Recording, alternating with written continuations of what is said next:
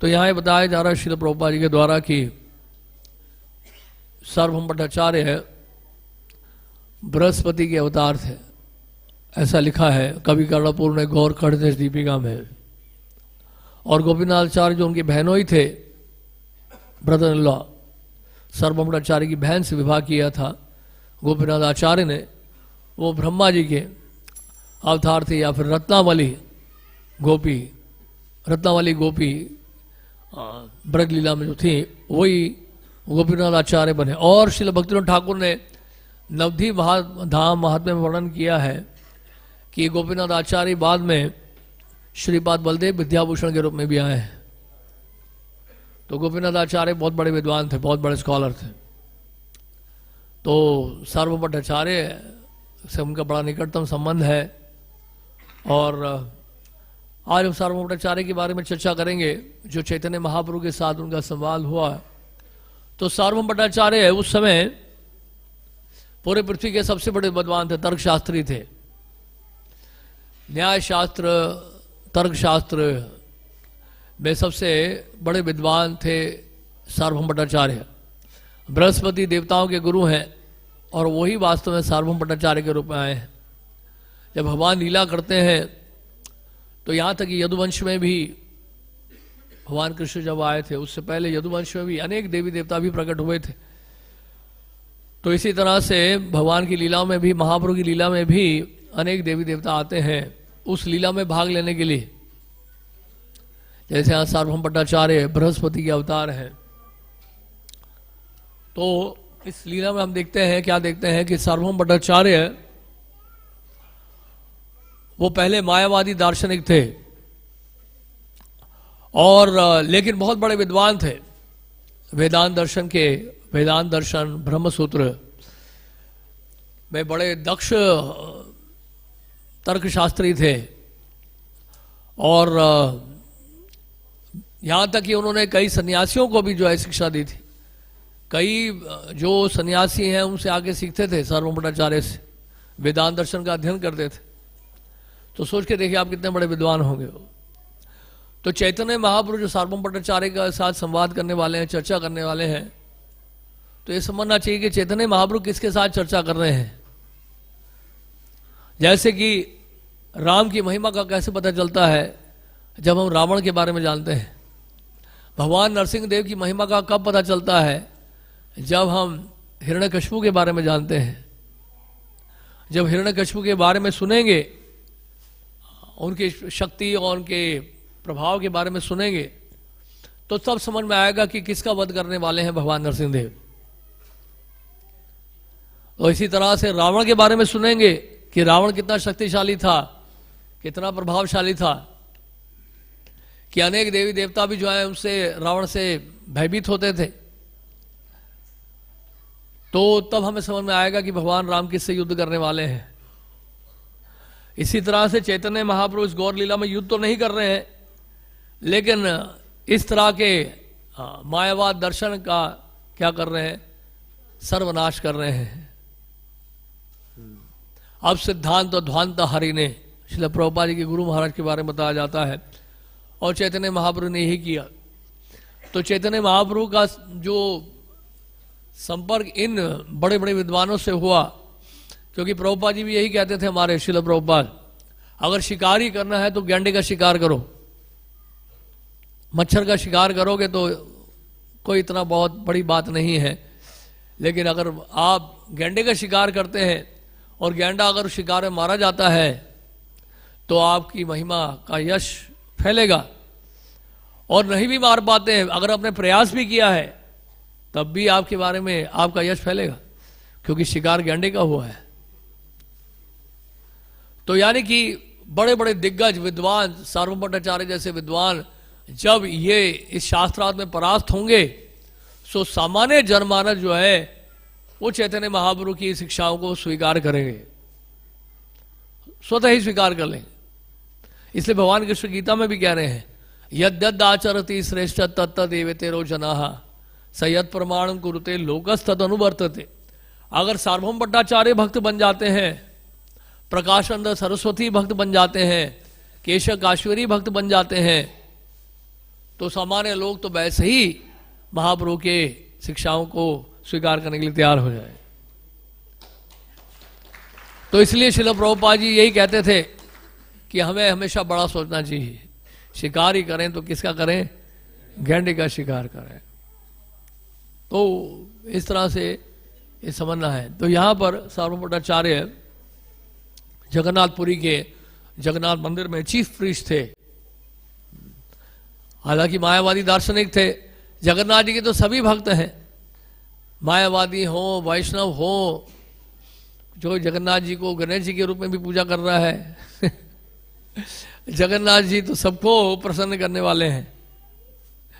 तो जगन्नाथ जी की आरती भी जगन्नाथ रथ यात्रा से पहले शंकराचार्य करते हैं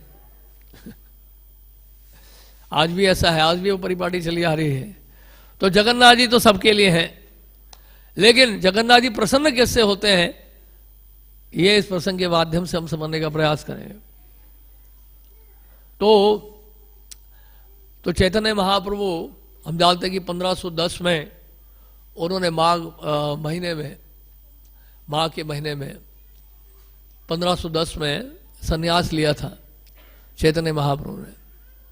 और चैतन्य महाप्रभु संन्यास लेने के उपरांत जाना चाहते थे वृंदावन, लेकिन माता शची के अनुरोध से, उनके कहने से चैतन्य महाप्रभु जगन्नाथपुरी में रहने के लिए तैयार हो गए, ताकि शची माता को कोई ना कोई खबर मिलती रहे चैतन्य महाप्रभु के बारे में। तो इस वजह से शची माँ जो है इस बात से संतुष्ट हो गई कि चैतन्य महाप्रभु, उनका पुत्र गौर सुंदर गौर हरि जगन्नाथपुरी में रहने के लिए तैयार हो गया है। तब चैतन्य महाप्रभु जो शांतिपुर से उनको निकलना था, तो उनके साथ और भी भक्त हो लिए थे साथ में। जैसे कि यहाँ पे लिखा है, वर्णन है कि साथ में कुछ और भी भक्त गए थे, जिनमें से थे जगदानंद पंडित, मुकुंद दत्त, नित्यानंद प्रभु और दामोदर पंडित। ये चैतन्य महाप्रभु के साथ साथ गए थे जगन्नाथपुरी। और हम ये भी जानते हैं कि रास्ते में दंड भागा नदी, जहां पर नित्यानंद प्रभु ने चैतन्य महाप्रभु का दंड तोड़ दिया था, और चैतन्य महाप्रभु थोड़े से बाहरी दृष्टि से ऐसा लग रहा था कि खुश नहीं है इस बात को देखकर। और चैतन्य महाप्रभु जो है, उन्होंने कहा कि अब आप फैसला कर लो कि आप पहले जाओगे या मैं पहले जाऊंगा, क्योंकि साथ साथ जाना ठीक नहीं है। तो उन्होंने कहा नहीं, आप ही पहले जाएं, हम आपके पीछे पीछे आएंगे। तो चैतन्य महाप्रभु बहुत तेजी से आगे निकल गए। आगे जाने का मतलब है वो बहुत तेजी से आगे निकल गए। और चैतन्य महाप्रभु फिर जगन्नाथ मंदिर पहुंचे, और वहां पे 18 नाला पहुंचने के बाद चैतन्य महाप्रभु जगन्नाथ मंदिर में प्रवेश किए, अपने परिकरों को पीछे छोड़ दिया। जगन्नाथ पंडित, मुकुंद दत्त, नित्यानंद प्रभु, दामोदर पंडित, ये सब पीछे रह गए, और वो पहले पहुंच गए। और वहां उन्होंने जगन्नाथ जी का दर्शन किया। जगन्नाथ जी का दर्शन करते क्या हुआ, चैतन्य महाप्रभु मूर्छित हो गए। जगन्नाथ जी का दर्शन करने मात्र से मूर्छित हो गए, क्योंकि जगन्नाथ जी में किसको देख रहे हैं, श्याम सुंदर को देख रहे हैं, हाँ, कृष्ण को देख रहे हैं। वो देखते ही मूर्छित हो गए, और मूर्छित होने पर वहां कोलाहल मच गया। वहां के सैनिक तो महाप्रभु को कैद करने वाले थे, उनकी पिटाई करने वाले थे। लेकिन बाद में सार्वभौमाचार्य ने जब देखा इस तरह से किया जा रहा है, तो सार्वभौमाचार्य ने उनको रोका कि नहीं नहीं, ऐसा मत करो, ये सन्यासी हैं, मुझे देखने दो क्या बात है, किस कारण से ये अचेत होके गिरे हैं। तो चैतन्य महाप्रभु जब नीचे गिर गए, तो उस समय सार्वभौमाचार्य देखने लगे कि क्या बात है, ये मूर्छित होकर गिरे कैसे, श्वास भी नहीं चल रही है, और उधर भी जो है उनका अचल है, क्या कारण है। तो उन्होंने रुई जो एक लेकर उनकी नासिका के ऊपर लगाया, उनके सामने नासिका के सामने रख दी, और देखा कि रुई थोड़ी तो हिल रही है, तो समझ गए कि अभी भी प्राण है।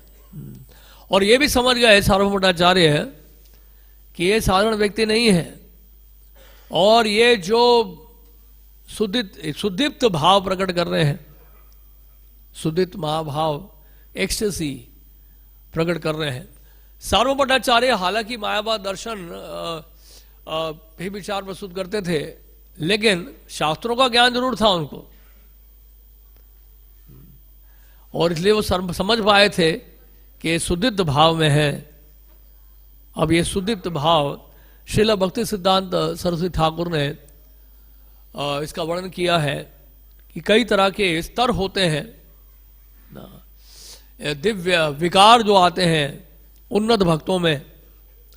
ये जो सुदीप्त भाव है ये केवल जो है नित्य सिद्ध परिक्रम में पाया जाता है, महाप्रभु में देख सकते हैं, या फिर नित्य सिद्ध परिक्रम में देखा जाता है, या श्रीमती राधारानी में देखा जाता है।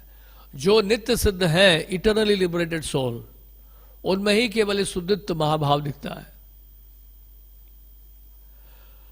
अब ये अलग अलग स्तर बताए यहाँ पे उन्होंने श्रील भक्ति सिद्धांत श्री ठाकुर ने उज्जवल नीलमणि से उदाहरण दिया है। और पहला उन्होंने स्तर बताया धुमायिता। धुमायिता का मतलब होता है धुआं। तो धुआं अग्नि प्रज्वलित होने से पहले धुआं निकलने लगता है। तो धुआं का जो स्तर है वो वास्तव में उस समय जब ये इस प्रकार का विकार आता है ऐसे भक्तों में जो इस स्तर पर है, धुमायिता के स्तर पर है, तो फिर यानी कि एक या दो विकार आता है। अष्ट सात्विक भाव है ना, श्वेत होना, कंपन होना, रोमांचित होना, कंठ गदगद होना, इस तरह से अष्ट सात्विक भाव। तो एक या दो जब विकार आता है तो ऐसे जो वैष्णव हैं जिनमें इस प्रकार के एक या दो विकार आते हैं जो उस धुएं के समान है, धुमायिता जिसको कहते हैं, तो उसको काफी हद तक उसको रोक लेते हैं। उस अष्ट सात्विक भाव को बाहर प्रकट ना करने में सक्षम होते हैं, तो उसको कहते हैं धुमायिता। और उसका ज्वलिता, ज्वलिता में दो या तीन, पहले तो एक या दो था, अब दो या तीन जब विकार प्रकट होते हैं तो बहुत कठिनाई से, बहुत मुश्किल से ऐसे जो भक्त है, उन्नत भक्त है, उसको रोक पाते हैं। क्योंकि वैष्णव तो यही चाहते हैं कि ऐसे भावों को प्रदर्शित ना करें सामान्य जनता के बीच में। और तीसरा बता रहे हैं यहां पे, ये तो हो गया ज्वलित, हो गया धुमायिता के बाद ज्वलित, ज्वलित और उसके बाद दीप्त, दीप्त ज्वलनशील, और थोड़ा जलने लगता है जब दीप्त। तो इसमें 4 या 5 लक्षण प्रकट होते हैं। अष्ट सात्विक भाग में से 4 या 5 लक्षण प्रकट होते हैं, और ये दीप्त अवस्था में पहुंच चुका होता है। और उसके बाद फिर अगला है, चौथा है उदीप्त अवस्था। तो हमने क्या क्या बताया, धुमायिता, ज्वलित, दीप्त, उदीप्त। तो उदीप्त अवस्था में क्या होता है, जब 6 से लेकर 8 लक्षण एक साथ प्रकट होते हैं, एक साथ प्रकट होते हैं, उसको क्या कहते हैं, उदीप्त, उदीप्त। तो पहला क्या बताया था हमने, 1 या 2, उसके बाद हमने क्या बताया, 2 या 3, उसके बाद क्या बताया, 4 और 5, और अब क्या है, 6 से 8 लक्षण प्रकट होते हैं उदीप्त अवस्था में। अब चैतन्य महाप्रभु ने जो लक्षण प्रकट किया वो कौन सा है, सुदीप्त। सुदीप्त का मतलब है जो तीव्रता से उत्तेजित हो रहा है। जैसे कई बार घर में आग लग जाती है, किसी के घर में फायर ब्रिगेड को आना पड़ता है, आग इतनी तेज लगती है कि आसपास के घरों में भी आग पहुंच जाती है, तो उसको कहते हैं सुदीप्त अवस्था, तीव्रता से उत्तेजित हो जाते हैं।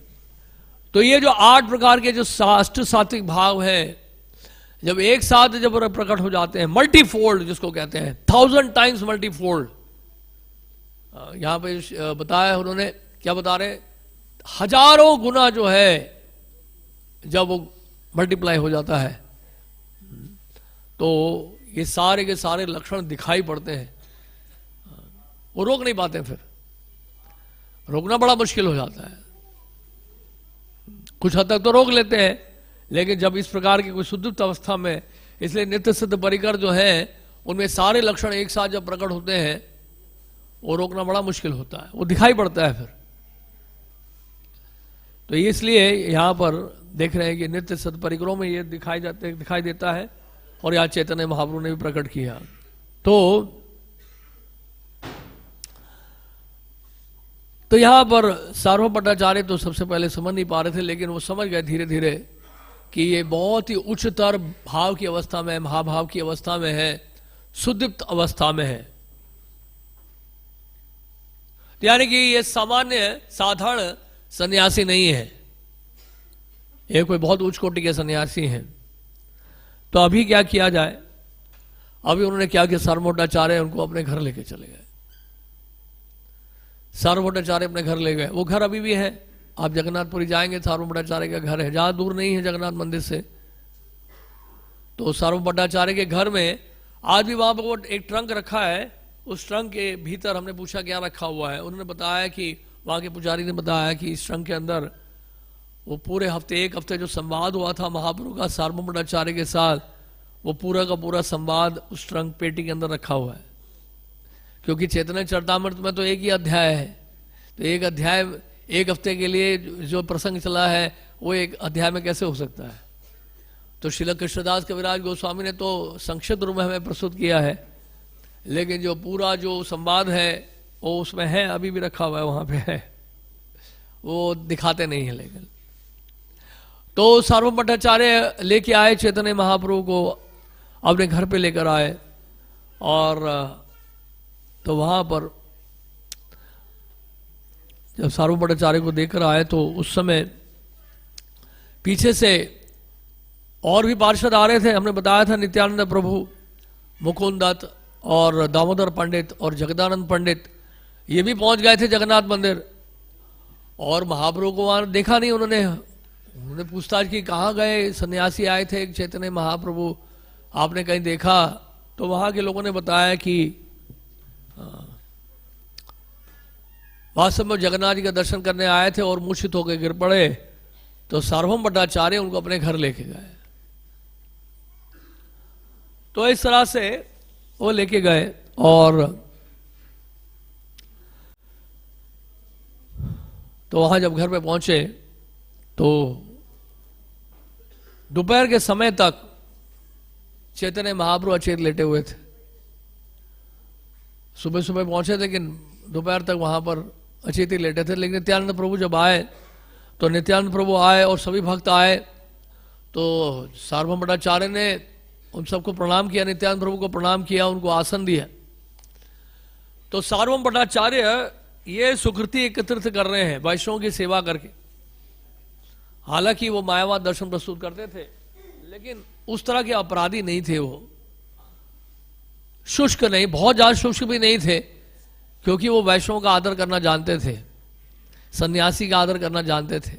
नित्यानंद प्रभु का आसन प्रदान किया उन्होंने, उनको प्रणाम किया। तो ये भी उन्होंने एक तरह से सुकृति इकट्ठे कर ली। जैसे प्रकाशानंद सरस्वती जो है, उन्होंने भी सम्मान किया महाप्रभु का, उनका हाथ पकड़कर उनको मंच पे ले जाके बिठाया, अज्ञात रूप में सेवा कर दी, नित्यानंद प्रभु की सेवा कर दी सार्वभौम भट्टाचार्य ने। तो कृपा तो होनी है उनके पर अब। और उसमें भक्तों ने क्या किया, जैसे ही देखा चैतन्य महाप्रभु को, बस सब ने जो है यहाँ पर उच्च स्वर में संकीर्तन शुरू कर दिया, हरे कृष्णा कृष्णा कृष्णा हरे हरे, हरे राम राम राम हरे हरे। तो संकीर्तन शुरू हो गया और चैतन्य महाप्रभु जाग गए। तो चैतन्य महाप्रभु जाग गए, और उसके बाद फिर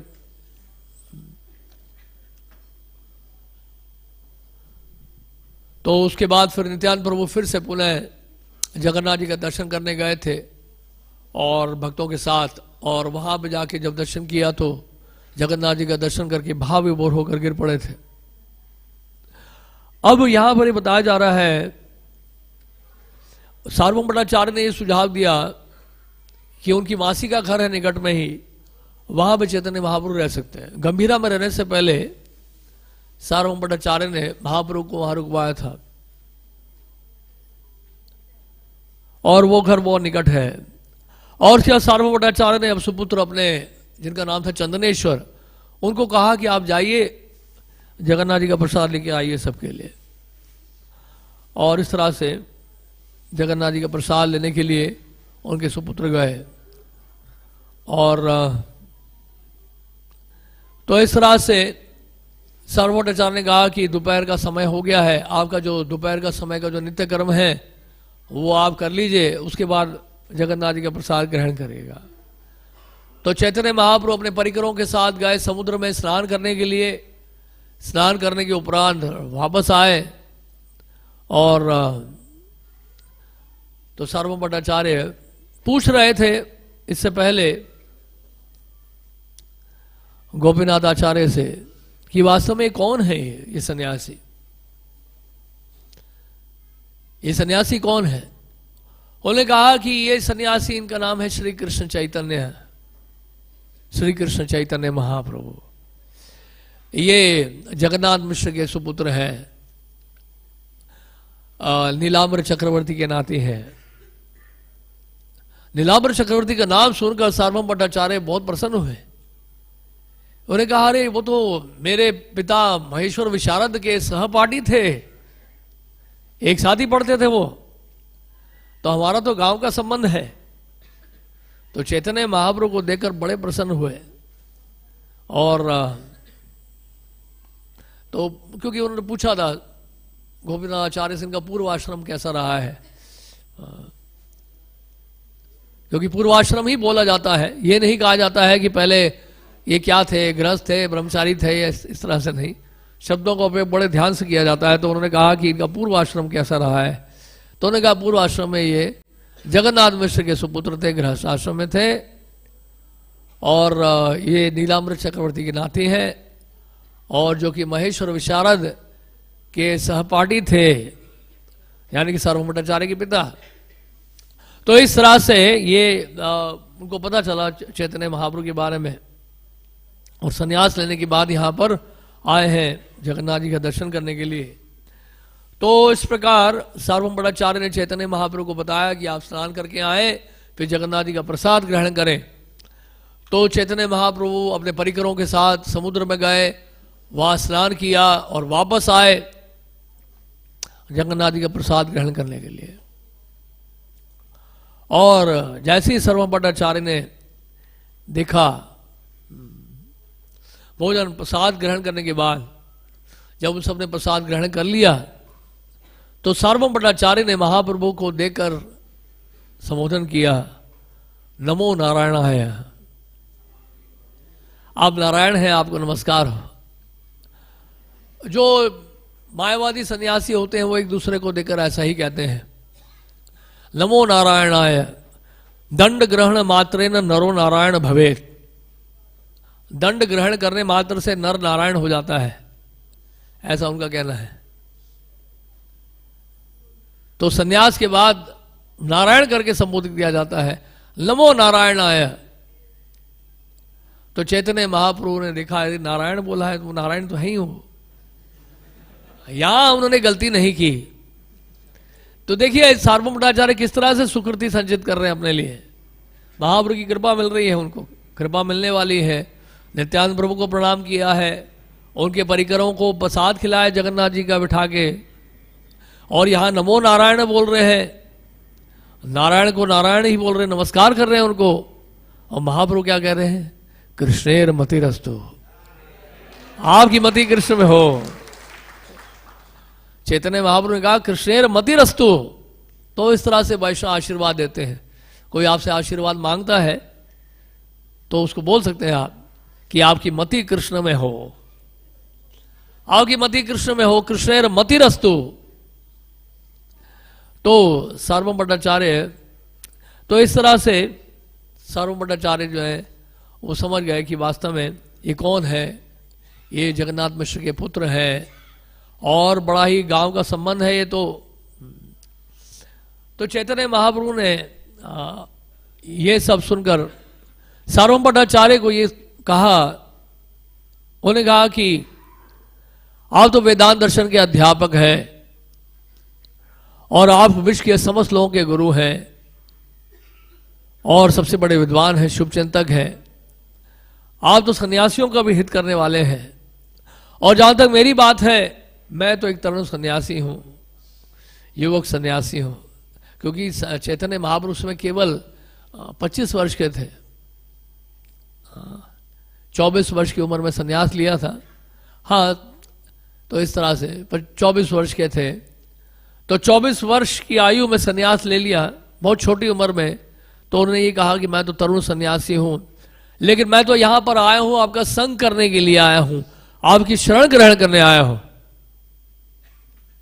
मैं तो आपका क्या हूं, विद्यार्थी हूं, आपका शिष्य हूं। कृपया आप सभी प्रकार से मेरा पालन करेंगे। तो लेकिन आज जो घटना घटी है, आपने तो मुझे एक महान विपत्ति से बचाया है। जो मंदिर में घटना हुई है, उस बड़े विपत्ति से आपने बचा लिया मुझे। ये आपकी बहुत बड़ी कृपा है। तो भट्टाचार्य ने उत्तर दिया, आपसे मेरी ये प्रार्थना है कि आप मंदिर जब दर्शन करने जाएं तो अकेले ना जाएं। अच्छा यही होगा कि आप साथ में लोगों को लेके जाएं, भक्तों के साथ जाएं। अकेले आप जगन्नाथ जी का मंदिर दर्शन करने जाएं। और महाप्रभु ने कहा कि आज के बाद मैं जो है जगन्नाथ जी का मंदिर, जगन्नाथ जी के मंदिर में भीतर नहीं जाऊंगा। मंदिर में जाएंगे लेकिन भीतर नहीं जाएंगे। आज के बाद गरुड़ जी के पास खड़ा होकर ही जगन्नाथ जी का दर्शन करूंगा। श्रील भक्ति सिद्धांत सरस्वती ठाकुर कहते हैं अपनी टीका में, वो कहते हैं कि जगन्नाथ, एक कारण क्या था कि महाप्रभु गरुड़ जी के पास खड़े होकर दर्शन करते थे, पास में आके क्यों नहीं दर्शन करते थे? हम सबको शिक्षा देने के लिए कि भगवान का दर्शन जो है भक्तों के माध्यम से सुलभ हो जाता है, आसान हो जाता है। जब आप गरुड़ जी के पास खड़े होकर दर्शन करेंगे तो भगवान जगन्नाथ गरुड़ जी को देखते ही रहते हैं, उनके ऊपर कृपा बरसती रहती है। तो जहां साथ में आप भी खड़े होकर जब आप उनका दर्शन करेंगे तो साथ में आपके ऊपर भी कृपा हो जाएगी। इसलिए श्रील प्रभुपाद जी के साथ वहां पे खड़े होकर दर्शन कर लीजिए। तो श्री श्री राधा पार्थ सारथी प्रभुपाद जी का दर्शन निरंतर करते रहते हैं, उनको देखते रहते हैं। आप साथ में खड़े होंगे तो आपके पर भी नजर पड़ जाए। लेकिन प्रभुपाद जी को ढक के नहीं खड़ा होना है, उनके सामने नहीं खड़ा होना, साथ में साइड में खड़े हो जाइए तो राधा पार्थ सारथी आपको देख सकते हैं। तो गरुड़ जी के साथ में महाप्रभु का आशय ये था कि गरुड़ जी को देख ही रहे हैं तो मुझे भी देख लेंगे, मेरे ऊपर भी कृपा हो जाएगी। भक्त का भाव प्रकट कर रहे हैं चैतन्य महाप्रभु, इसलिए कभी भी जगन्नाथ जी का दर्शन करने आगे नहीं गए। इसके बाद एक ही बार गए बस, इसके उपरांत तो गरुड़ जी के पास खड़े होकर ही देख रहे थे। तो इस तरह से सार्वभौम आचार्य ने बताया था गोपीनाथ आचार्य को कि मेरे मासी का जो घर है वो खाली है, आप चैतन्य महाप्रभु अपने परिकरों के साथ वहां पे रह सकते हैं, वो घर खाली है। और वहां पे गोपीनाथ आचार्य उनको लेकर गए और गोपीनाथ आचार्य ने वहां पे उनके लिए पानी का पात्र और कई सारी व्यवस्था कर दी, उन्होंने जल की व्यवस्था कर दी। और उसके बाद गोपीनाथ आचार्य का बहुत नजदीकी संबंध था, मुकुंद दत्त को जानते थे पहले से ही, नवदीप से ही जानते थे। तो मुकुंद दत्त को अपने घर पे लेके आए और वहां पहुंचने पर सार्वभौम भट्टाचार्य के जब साथ आए तो सार्वभौम भट्टाचार्य बहुत ही ज्यादा प्रभावित हुए थे चैतन्य महाप्रभु से। उन्होंने कहा कि ये जो सन्यासी है ये तो अत्यंत विनम्र है, अत्यंत सुंदर है, और पता नहीं क्यों इसके प्रति मेरा स्नेह जो है बढ़ता ही जा रहा है। जब से मैंने इसको देखा है इसके प्रति मेरा स्नेह बढ़ता जा रहा है। इन्होंने कौन से संप्रदाय से संन्यास ग्रहण किया है और इनका नाम क्या है? नाम तो खैर बता दिया था, लेकिन वो जानना चाहते थे ये जन संप्रदाय कौन से संप्रदाय से संन्यास लिया है। तो उन्होंने कहा कि इनका नाम श्री कृष्ण चैतन्य महाप्रभु है और उन्होंने भारतीय संप्रदाय से, केशव भारती से संन्यास लिया है। सार्वभौम आचार्य ने कहा ये कृष्ण का नाम तो बड़ा अति उत्तम है, लेकिन ये भारतीय संप्रदाय तो द्वितीय श्रेणी का है, पहली श्रेणी का नहीं है। 10 प्रकार के सन्यासी, कई प्रकार के सन्यासी होते हैं, जो 10 उसमें से विशेष हैं।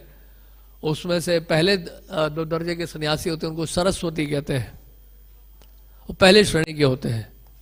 सन्यास है ना, सरस्वती, भारती, तीर्थ, तीर्थ तीसरा है। इसी तरह से 10 टोटल 10 है। तो सरस्वती, इसलिए श्रील प्रभुपाद जी ने के गुरु महाराज ने ये उपाधि स्वीकार की, श्रील भक्ति सिद्धांत सरस्वती ठाकुर। एक सबसे बड़ा कारण इस बात का संकेत देखने के लिए कि वो सामान्य सन्यासी नहीं है, वो उच्च कोटि के सन्यासी है, वो सरस्वती है।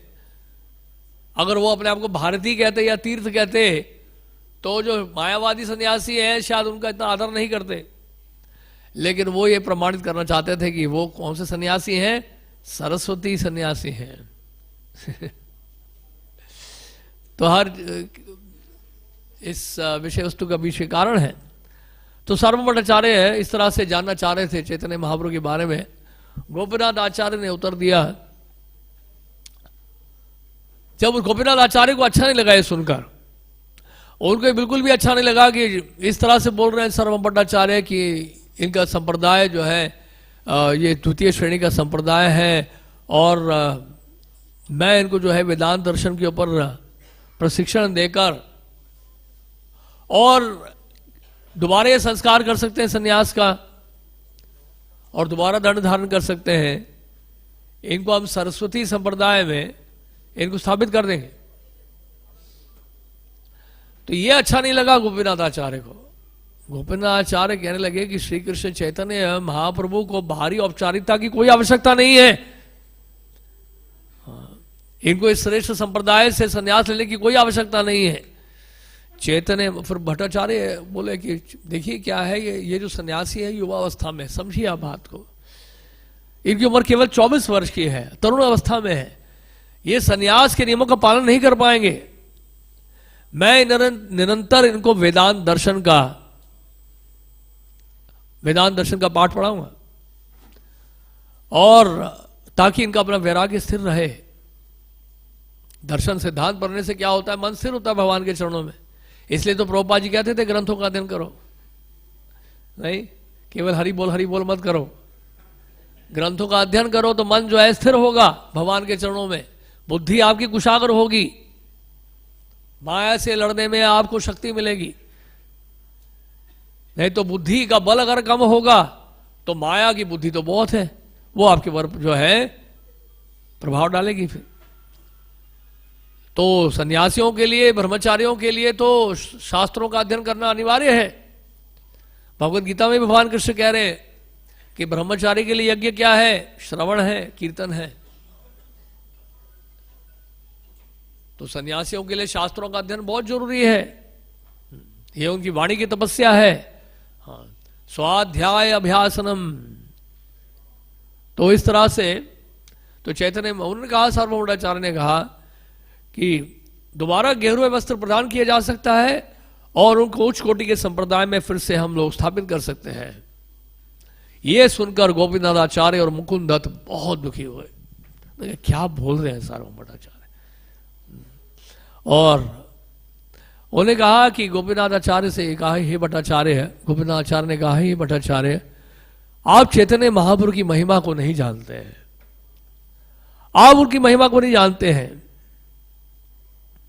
उनकी भगवत्ता जो है समस्त सीमाओं को पार कर चुकी है। श्री चैतन्य महाप्रभु स्वयं पुरुषोत्तम भगवान है, और लेकिन अनजान व्यक्ति जो हैं, विद्वान जनों के जो या तत्ववेताओं के निर्णय को नहीं समझ पाते हैं, जो अनजान है या ज्ञानी है वो तत्ववेताओं के निर्णय को नहीं समझ पाते हैं। तो सार्वभौम भट्टाचार्य ने फिर तर्क किया, तर्क करने का स्वभाव था उनका। तो सार्वभौम भट्टाचार्य यहां भी तर्क कर रहे हैं। उन्होंने कहा, आपने किस साक्ष्य से आधार पर, किस आधार पर आपने निर्णय किया है कि चैतन्य महाप्रभु परमेश्वर हैं। गोपीनाथ आचार्य ने उत्तर दिया, उन्होंने कहा, इसका प्रमाण यह है कि पुरुषोत्तम भगवान को जानने वाला प्रामाणिक आचार्यों का कथन है। यह प्रामाणिक आचार्यों का कथन है। प्रमाणिक शास्त्रों का कथन है और इसको तर्क वितर्क से नहीं समझा जा सकता है। चैतन्य महाप्रभु को आप तर्क वितर्क से नहीं समझ सकते हैं। ये तो महान आचार्यों का कथन है। और पूर्ण पुरुषोत्तम भगवान को तो केवल उनकी कृपा से ही समझा जा सकता है। तो यदि किसी के ऊपर भगवत कृपा हो तो वो भगवान को समझ सकता है, अन्यथा नहीं समझ सकता है। और गोपीनाथ आचार्य ये भी बोले लगे, आप तो महान पंडित हैं, इतने सारे अनेक शिष्यों के गुरु हैं, आप बहुत बड़े विद्वान हैं निस्संदेह। तो यानी कि गोपीनाथ आचार्य कभी उनकी प्रशंसा करते हैं, कभी उनकी निंदा करते हैं। बड़ा ही मधुर संबंध था उनका गोपीनाथ आचार्य का। सार्वभौमाचार्य के क्या है, वो बहनों ही है। सार्वभौमाचार्य की बहन से विवाह किया गोपीनाथ आचार्य ने, तो बड़ा ही मधुर संबंध था आपस में उनका। तो इस प्रकार वाद विवाद चलता रहता था, कभी प्रशंसा करते, कभी निंदा करते, कभी उपहास करते, कभी कुछ। और तो कहने का मतलब यह है कि आपके समान पूरे पृथ्वी में और कोई इतना बड़ा विद्वान है नहीं। आपके तो अनेक शिष्य हैं, लेकिन जानते हैं फिर भी आप भगवत कृपा से, भगवान की जो रंच मात्र भी कृपा नहीं हुई है आपके ऊपर। आप तो रंच मात्र कृपा से भी वंचित हैं, क्योंकि आप समझ ही नहीं पा रहे हैं। वह आपके घर में ठहरे हुए हैं और आप उनको नहीं पहचान पा रहे हैं। आप समझ रहे इस बात को? तो कहने का अर्थ क्या है? इसलिए प्रभुपाद जी के गुरु महाराज श्रील भक्ति सिद्धांत श्री ठाकुर कहते थे कि it is not so important to see Krishna but सर्व Krishna in such a way that he wants to see you.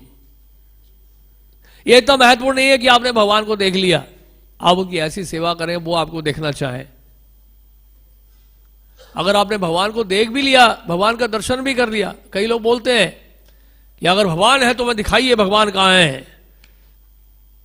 अगर आप भगवान को देख भी लोगे तो क्या विश्वास कर लोगे कि भगवान है? प्रभुपाद जी ये कहते थे, अगर मैं बता भी दूं कि मैंने कृष्ण को देखा है, भगवान को देखा है, तो क्या आप विश्वास कर लोगे? नहीं विश्वास कर पाओगे आप, क्योंकि भगवत जो कृपा जब तक नहीं होगी, भगवान अगर सामने भी खड़े हैं, जैसे दुर्योधन के सामने खड़े थे, दुर्योधन को जो है उनके घर तक पहुंच गए, लेकिन भगवान को नहीं पहचान पा रहे हैं। एक तरह का विश्व रूप दिखाया उन्होंने हस्तिनापुर जाके, लेकिन दुर्योधन तो फिर भी उनको कैद करना चाह रहा था। दुर्योधन तो कभी भगवान की भगवत्ता को, भगवान कृष्ण की भगवत्ता को नहीं समझ पा रहा था। ये नहीं कि जितने भी लोग देख रहे थे कृष्ण को, वो सब मान रहे थे कि भगवान है। तो देखना पर्याप्त नहीं है।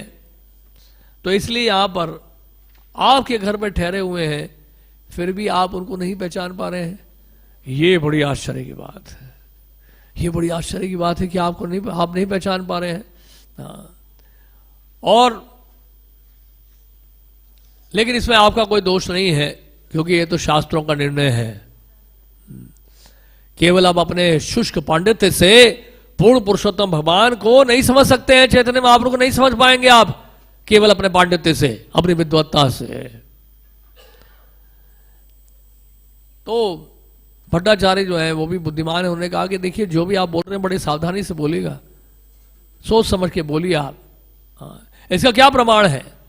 इसका क्या प्रमाण है कि आपको भगवत कृपा प्राप्त हो चुकी है? तर्क कर रहे हैं वो, ठीक है मेरे ऊपर कृपा नहीं हुई है, अब आपके ऊपर कृपा हुई है, इसका क्या प्रमाण है? तो तर्क करने वाले ऐसे तर्क करते हैं, तो तर्कवादी नहीं बनना है। भगवत्ता, भगवान की भगवत्ता को स्वीकार करने के लिए विनम्रता की आवश्यकता है। तो यहां पर वो ये कह रहे हैं कि भगवत कृपा प्राप्त हो चुकी है, इसका क्या प्रमाण है? आपके ऊपर भगवत कृपा हो गई, इसका क्या प्रमाण है? तो गोपीनाथ आचार्य कहते हैं कि सर्वाधिक कल्याणकारी परम सत्य का ज्ञान ही परमेश्वर की कृपा का प्रमाण है। यानी अगर कोई भगवान की भगवत्ता को जान पा रहा है, भगवान को समझ पा रहा है शास्त्रों के आधार पर, तो समझ लीजिए उसके ऊपर कृपा है। कोई इस बात को स्वीकार कर पा रहा है कि Krishna is the supreme personality of God head, इसका मतलब उसके ऊपर कृपा हो गई है। ऐसे प्रभु वो छोटी लड़की जो श्याम सुंदर प्रभु की लड़की थी सरस्वती, प्रभुपाद पूछते थे हु इज कृष्णा, तो कहती थी Krishna is the supreme personality of Godhead. Prabhupad कहते see she is a preacher, she can defeat all the she can defeat all the Mayavadis because she knows at least she knows Krishna is the supreme personality of godhead.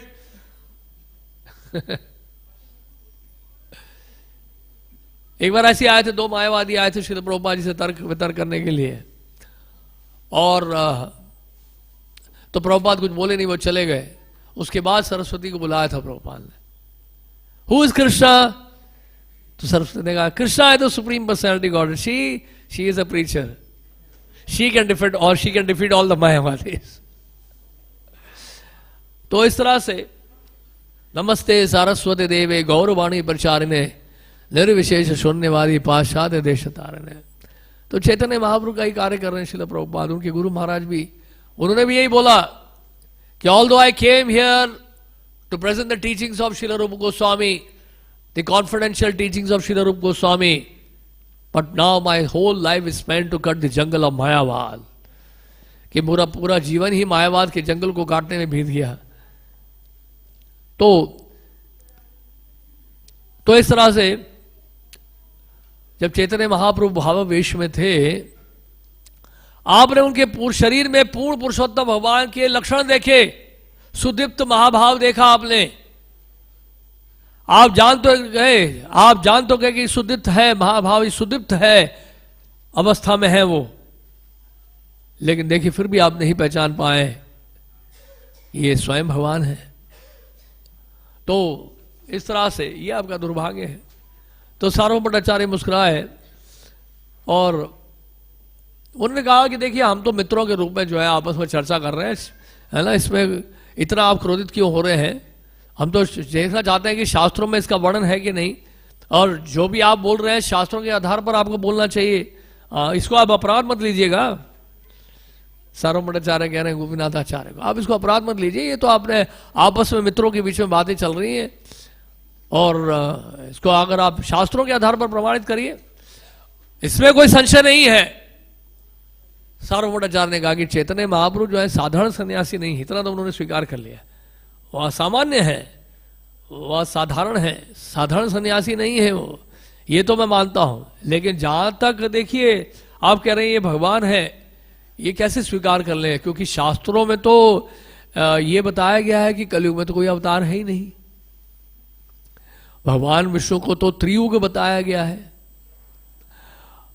आप शास्त्रों के आधार पर प्रमाणित करिए ना, क्योंकि ये तो शास्त्रों के आधार पर नहीं है, शास्त्रों का निर्णय नहीं है, आप शास्त्रों से निष्कर्ष दीजिए। तो गोपीनाथ आचार्य ने जब ये सुना तो बहुत दुखी हुए, ये क्या बात कर रहे हैं? तो उन्होंने कहा कि देखिए दो सर्वाधिक जो ग्रंथ हैं, महत्वपूर्ण ग्रंथ हैं, वैदिक शास्त्र हैं, वो है श्रीमद् भागवत और महाभारत।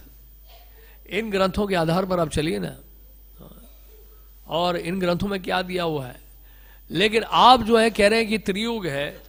देखिए त्रियुग वैष्णव शास्त्र नाम है, त्रियुग उनका एक नाम है। निश्चित रूप से कलयुग में कोई लीला अवतार नहीं है। लीला अवतार जो है सतयुग में हुआ, त्रेता युग में हुआ, द्वापर युग में हुआ, लेकिन जहां तक कलयुग की बात है, कलयुग में कोई लीला अवतार नहीं है, कलयुग में युग अवतार होता है। और चैतन्य महाप्रभु तो स्वयं कृष्ण है, स्वयं भगवान है। जितने भी स्वांश है और जितने भी अवतार हैं वो सब सम्मिलित है उनमें। तो लेकिन आपका जो हृदय है तर्क के कारण इतना कठोर हो गया है, बहुत कठोर हो गया है, इसलिए आप इन बातों को समझ नहीं पा रहे हैं जो शास्त्रों में दिया है। आप जानते हैं श्रीमद् भागवत के 10वें स्कंद पर अगर आप देखा जाए, विचार किया जाए, तो गर्गाचार्य ने जब नामकरण किया था श्री कृष्ण का, तो उन्होंने यही बताया था कि 3 विभिन्न रंगों में ये अवतरित हो चुके हैं, रक्त श्वेत वर्ण में, रक्त वर्ण में, श्याम वर्ण में, और कलयुग में पीत वर्ण में। और कलयुग में क्या करेंगे? ये संकीर्तन करेंगे और इस हरे कृष्ण महामंत्र के द्वारा, संकीर्तन के द्वारा सामूहिक रूप में बुद्धिमान लोग इनकी पूजा करेंगे, चैतन्य महाप्रभु की। हरे कृष्णा कृष्णा कृष्णा हरे हरे, हरे राम राम राम हरे हरे। तो इस तरह से अब जहां तक शास्त्रों की बात है तो लीजिए महाभारत में क्या दिया है। वैसे चैतन्य महाप्रभु के बारे में भविष्यवाणी लगभग 78 उपनिषदों में हुई है, और इसके अलावा श्रीमद् भागवत महापुराण, वायु पुराण, अग्नि पुराण, कई शास्त्रों में, यहां तक कि चैतन्य उपनिषद जो श्रील भक्तिनाथ ठाकुर ने प्रकाशित किया, जो अथर्ववेद का एक भाग है, 19 श्लोकों में ब्रह्मा जी ने चैतन्य महाप्रभु के बारे में भविष्यवाणी की है। तो अनेक प्रमाण है हमारे पास, शास्त्रों के पर आधारित है जो। लेकिन यहां गोपीनाथ आचार्य ने महाभारत से उदाहरण देते हुए कहा, सुवर्ण वर्ण हेमांगो वरांगा चंदनांगदी संन्यास कृष क्षमा शांतो निष्ठा शांति परायण।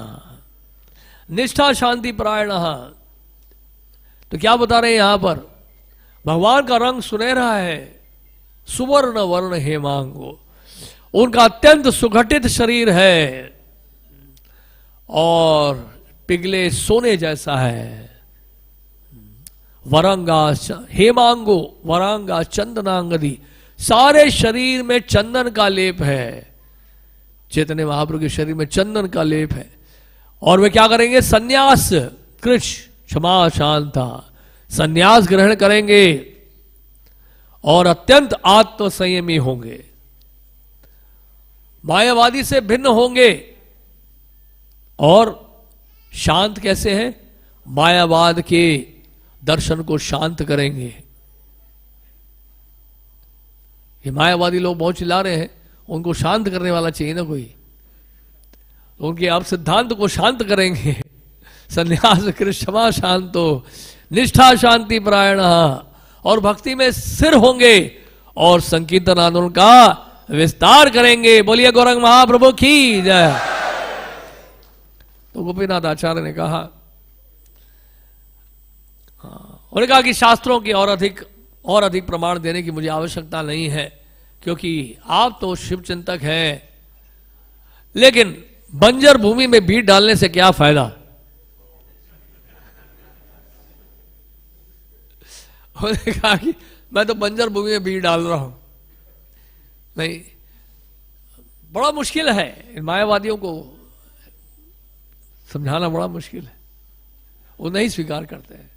तो यहां पर बोल रहे हैं बंजर जमीन में बीज डालने से क्या लाभ मिलेगा, क्या फायदा होगा? जब आप पर भगवान प्रसन्न होंगे तब आप इन सिद्धांतों को ठीक ठीक समझ पाएंगे, नहीं तो नहीं समझ पाएंगे आप। तो सार्वभौमाचार्य ने कहा कि ठीक है, आप ऐसा करिए, पहले आप उस स्थान में जाइए जहां चैतन्य महाप्रभु ठहरे हुए हैं अपने भक्तों के साथ, और उनको आमंत्रित करिए, जगन्नाथ जी का प्रसाद मंगवाइए और चैतन्य महाप्रभु के साथियों को भी दीजिए, उनको भी दीजिए। और उसके बाद फिर आप जब लौट के आएंगे तब उसके बाद मुझे भली भांति शिक्षा दीजिएगा।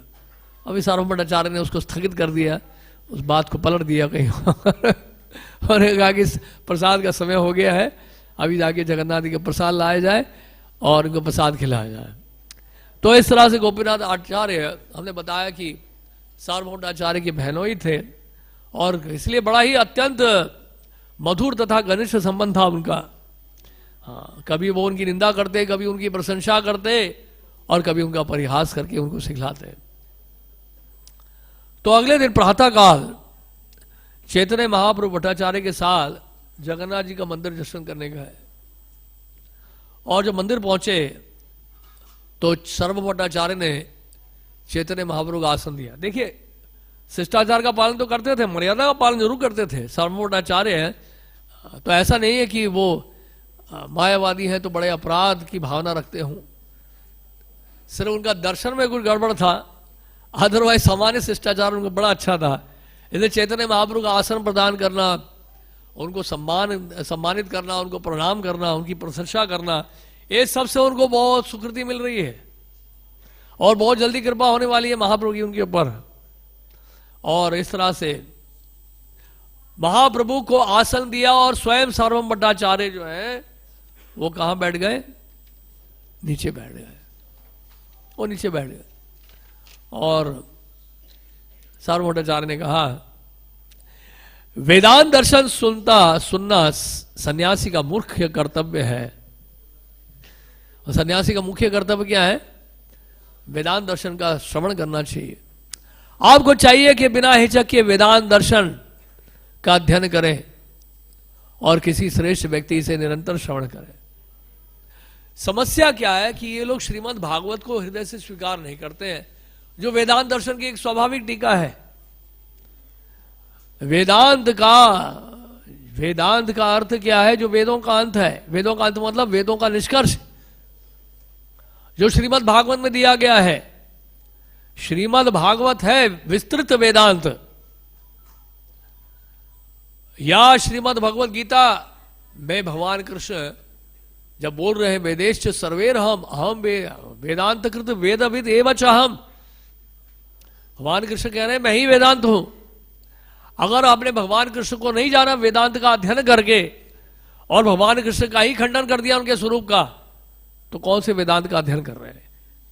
इसलिए श्रील प्रभुपाद जी के गुरु महाराज कहते थे, श्रील भक्ति सिद्धांत सरस्वती ठाकुर कहते थे, वेदांत का मतलब है वेदांत, जिनके दांत नहीं है।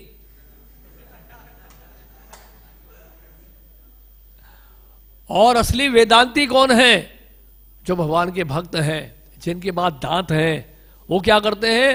वो अब सिद्धांत को चबा चबा के खा जाते हैं। खाते नहीं है, चबा लेते हैं पूरा, उसको चबा चबा उसको पूरा चबा देते हैं, उसको क्रश कर देते हैं अपने दांत से। तो असली वेदांती कौन? वैष्णव वेदांती है। तो इस प्रकार तो चैतन्य महाप्रभु उत्तर दिया, आप अत्यंत कृपालु हैं, आपने बड़ी कृपा कर दी, आपके आदेश का पालन करना मेरा कर्तव्य है और आपकी आज्ञा है तो मैं निश्चित रूप से वेदांत दर्शन का श्रवण करूंगा आपसे। और इस तरह से चैतन्य महाप्रभु ने लगातार सार्वभौम भट्टाचार्य से 7 दिनों तक लगातार वेदांत दर्शन के ऊपर श्रवण किया। चैतन्य महाप्रभु जब सुन लिए 7 दिन के लिए, तो 8वें दिन सार्वभौम भट्टाचार्य ने चैतन्य महाप्रभु से कहा, आपने लगातार 7 दिनों तक वेदांत दर्शन का श्रवण किया है, लेकिन आप तो मौन हैं, आपने तो मौन रखा हुआ है, कुछ आप बोल ही नहीं रहे हैं, ना आपकी कोई समीक्षा है, ना आपका कोई प्रश्न है। हाँ, मैं ये समझ नहीं पा रहा हूं कि आपको वेदांत दर्शन समझ में भी आया कि नहीं।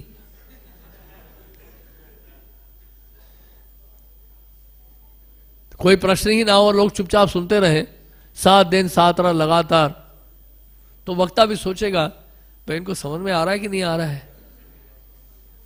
हाँ, तो चैतन्य महाप्रभु ने उत्तर दिया। जानते महाप्रभु देखिए क्या उत्तर दे रहे हैं। चैतन्य महाप्रभु कह रहे हैं, मैं तो मूर्ख हूं, वेदांत दर्शन का अध्ययन नहीं कर सकता मैं, आपने आदेश दिया है इसलिए मैं आपसे सुनने का प्रयत्न कर रहा हूं। मैं इसलिए मैं सुन रहा हूं क्योंकि आपने आज्ञा दी है और इसे संन्यास धर्म का पालन कर रहा हूं मैं। सन्यासी के लिए श्रवण करना बहुत जरूरी है, तो मैं इसलिए सुन रहा हूं, श्रवण करना मेरे लिए जरूरी है। लेकिन दुर्भाग्यवश आप जो अर्थ कर रहे हैं, आप जो व्याख्या कर रहे हैं, मैं सच बताऊं मुझे लेश मात्र भी समझ नहीं आ रहा है। वेदांत सूत्र के जो वाक्य हैं वो तो मुझे समझ में आ रहे हैं, लेकिन जो आप उसकी व्याख्या कर रहे हैं वो मुझे कुछ समझ नहीं आ रहा है, क्या बोल रहे हैं। सार्वभौमाचार्य देखिए क्या कहते हैं, मैं समझता हूं, मैं मानता हूं कि आपको समझ में नहीं आ रहा है, मैं मानता हूं कि आपको समझ में नहीं आ रहा है, लेकिन जिनको समझ में नहीं आता है वो तो विषय वस्तु के बारे में और भी जिज्ञासा करते हैं। आप तो जिज्ञासा ही कुछ कर नहीं रहे हैं, आप तो लगातार सुनते जा रहे हैं और मौन धारण किया हुआ है। मेरे समझ में नहीं आ रहा कि वास्तव में आपके मन में है क्या। आप चैतन्य महाप्रभु को झिझोड़ रहे हैं वो, तो चैतन्य महाप्रभु बोलना शुरू कर दिया। चैतन्य महाप्रभु ने कहा, उन्होंने कहा कि मैं प्रत्येक सूत्र का अर्थ अच्छे से समझ पा रहा हूं, लेकिन आपने जो व्याख्या की है ना उस सूत्र की, उससे मेरा मन विचलित हो गया। वेदांत सूत्र के श्लोकों का जो अर्थ है वो अपने आप में स्पष्ट है, उसका तात्पर्य, लेकिन आपने जो तात्पर्य प्रस्तुत किया है बिल्कुल वैसे ही है जैसे सूर्य को बादलों ने ढक दिया हो। सूर्य तो अपने आप में प्रकाशित है, सूर्य का प्रकाश फैल रहा है, लेकिन आपने उसको क्या किया, बादलों से ढक दिया, बादलों से ढक दिया है और वास्तविक अर्थ को छुपा दिया है।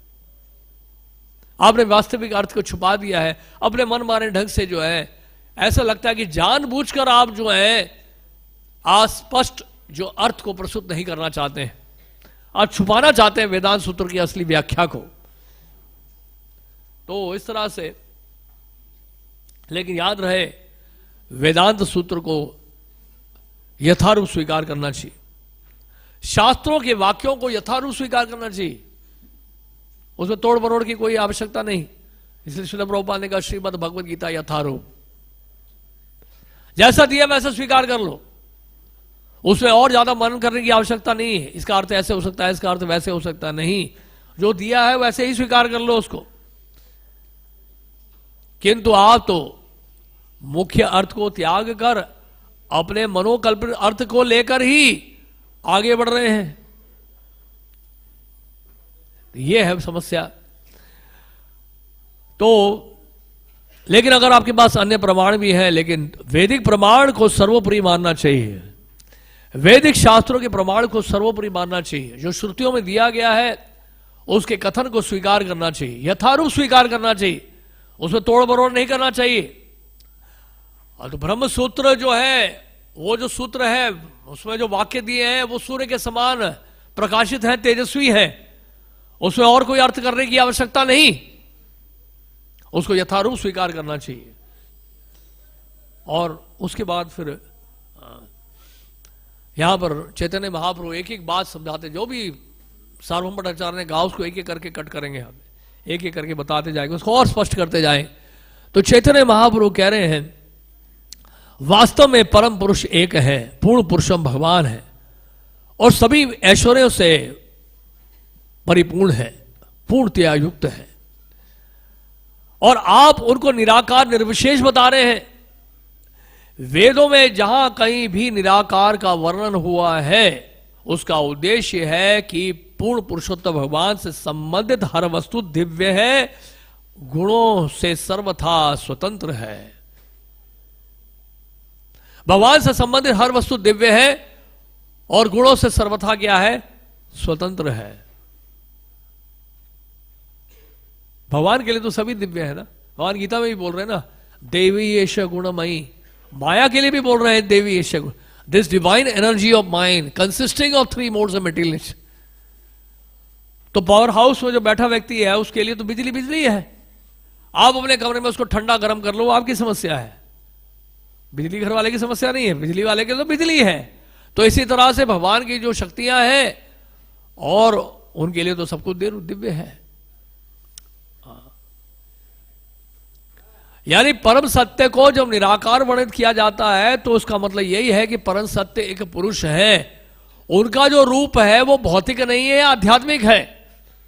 निराकार का मतलब यह होता है जिसका कोई भौतिक आकार नहीं है। आप समझ रहे बात को, निराकार का मतलब क्या है, उनका कोई भौतिक आकार नहीं है। और यहां पर बता रहे हैं भगवान की श्रेणियां अलग अलग हो, अपादान, करण और अधिकरण। यानी कि कहने का मतलब यह है कि इस भौतिक सृष्टि को चलामान बनाने के लिए, सक्रिय बनाने के लिए भगवान ने क्या किया, दृष्टिपात की है। सईक्षता असृजाता, let there be creation, the Lord glanced over the middle creation. तो दृष्टि डाली भगवान ने इस भौतिक प्रकृति के ऊपर, दृष्टि डाली इसको सक्रिय बनाने के लिए। जैसे गाड़ी में, आप गाड़ी को अगर एक्टिव करना है तो गाड़ी को चलाने वाला एक व्यक्ति होता है, निराकार नहीं है। घर को बनाने वाला एक व्यक्ति होता है, आपके कपड़े को बनाने वाला कोई व्यक्ति है। इसी तरह से सृष्टि को बनाने वाला एक व्यक्ति है, और बनाने वाला जो है, जो बना हुआ है उससे श्रेष्ठ है, उससे बढ़कर है कि नहीं। और भगवान अगर दृष्टि डाली है तो उनकी आंखें हैं, भगवान ने अगर इच्छा प्रकट की है तो एक व्यक्ति है, द लॉर्ड डिजायर, बाइबल में भी लिखा है ना, God desired let there be creation. तो निराकार डिजायर का कोई मतलब नहीं बनता है। तो इस प्रकार, तो इस तरह से अब यहां पर भी उपनिषदों में भी कई बार ऐसे श्लोक आ जाते हैं जिससे कई बार उलझन आ जाता है, उलझन पड़ जाती है, उलझन हो जाता है, हमें कंफ्यूजन हो जाता है। जैसे वैदिक शास्त्रों में श्वेतास्त्र उपनिषद में ये श्लोक आया है, अपानी पालो जवनो गृहीता पश्यति अचुक्षः शृणोति अकर्णः सवेत्ति वेद्यम न चत्त सस्याति वेत्ता तम हाहुर अर्ग्रयम पुरुषम महांतम। क्या बता रहे हैं? या बता रहे हैं अपानी पाद, विदाउट मेटेरियल हैंड्स, कोई हाथ नहीं है उनके, जवनः गृहीता, लेकिन बड़ी तेजी से चलते हैं। हाथ पांव नहीं तो तेजी से कैसे चल सकते हैं? विरोधाभास, कॉन्ट्रडिक्टरी स्टेटमेंट्स हैं हमारे वैदिक शास्त्रों में। और क्या बता रहे हैं? सवेत पश्यति अचुक्षा न शृणोति अकर्णः। उनकी कोई भौतिक आंखें नहीं है, कान नहीं है, लेकिन फिर भी सब कुछ सुनते हैं, सब कुछ देखते हैं। कैसे संभव है? फिर क्या बोल रहे हैं? सवेत्ति वेद्यम न तस्य तस्य वेत्ति अवेत्ता।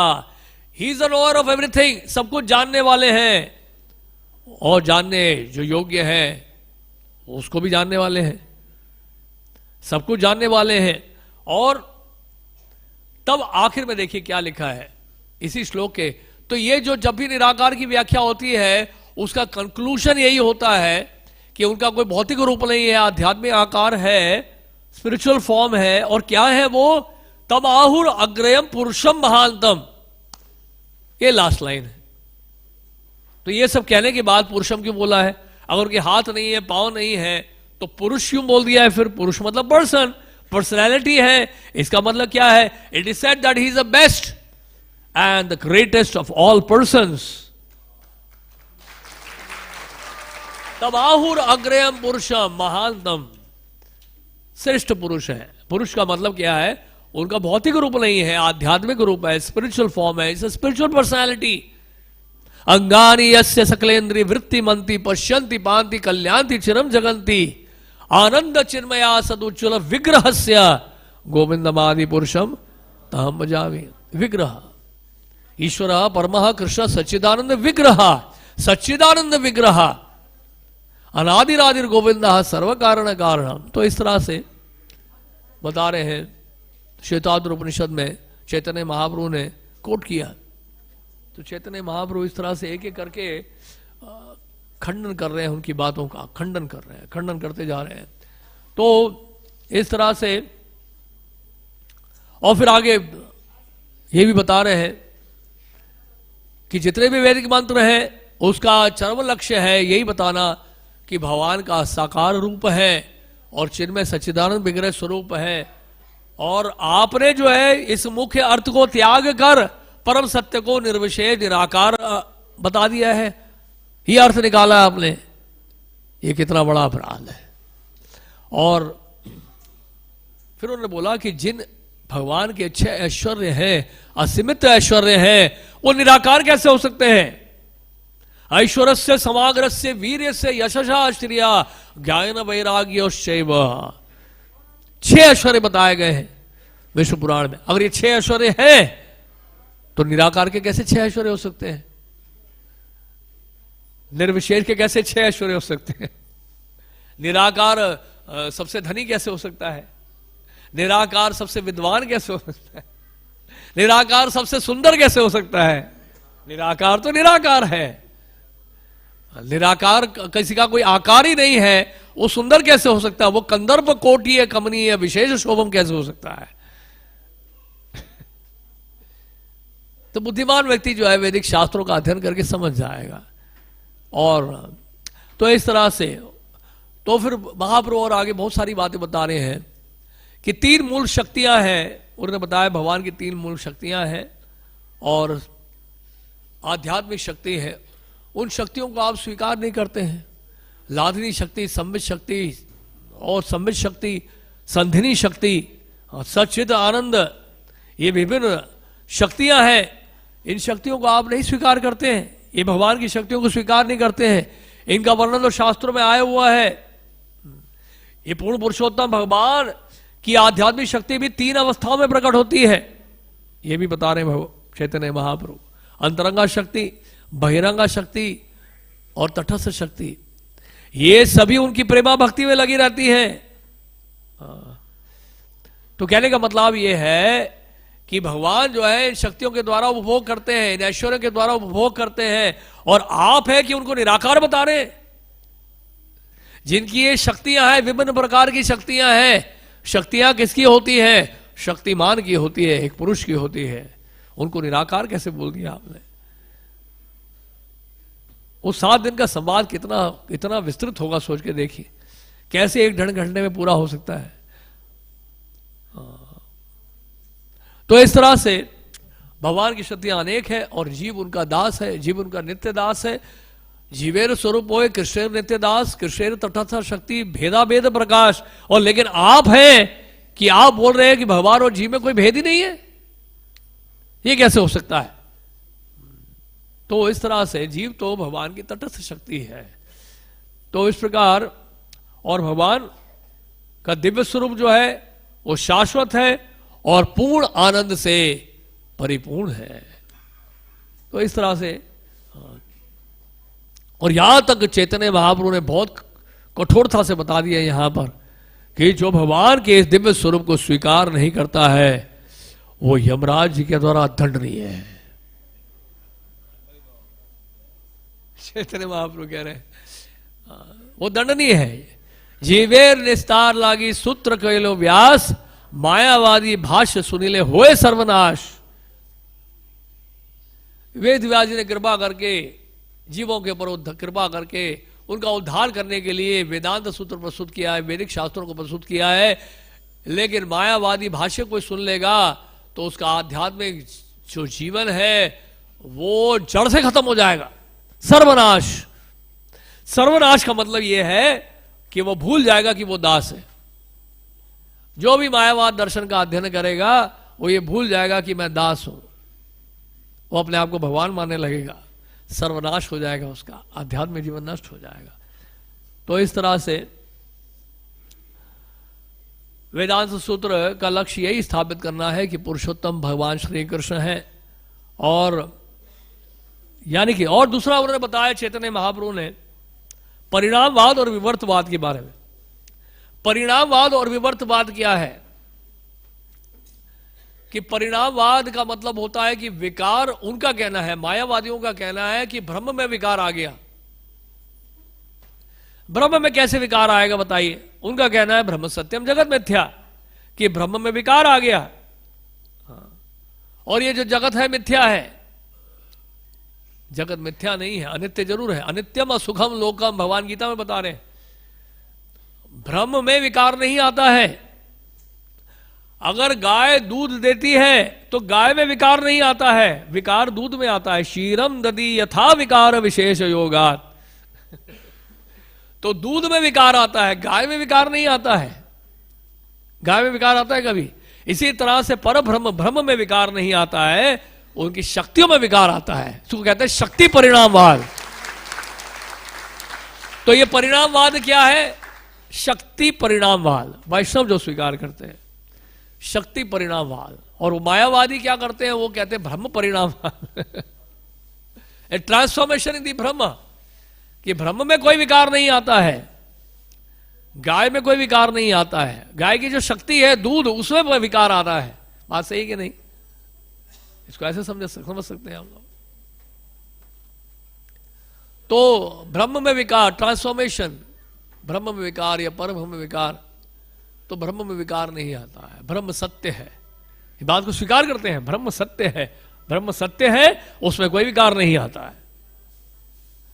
और उनके अनुसार विवर्तवाद क्या है? कि विवर्तवाद का मतलब है कि ब्रह्म जो है वो भ्रमित हो गए, कि ब्रह्म ही भ्रमित हो गए, माया के द्वारा भ्रमित हो गए ब्रह्म। तो यानी कि ब्रह्म ने अपनी पहचान इस माया से कर ली, और माया से कर ली और ये जगत क्योंकि मिथ्या है। तो उनका कहना है कि जब इस बात का अनुभव कर लेंगे हम कि जगत मिथ्या है और ब्रह्म ही सत्य है, और उसका अनुभव कर लेंगे, तो क्या हो जाएगा, मुझ में और ब्रह्म में कोई भेद नहीं रह जाएगा। हरे कृष्ण।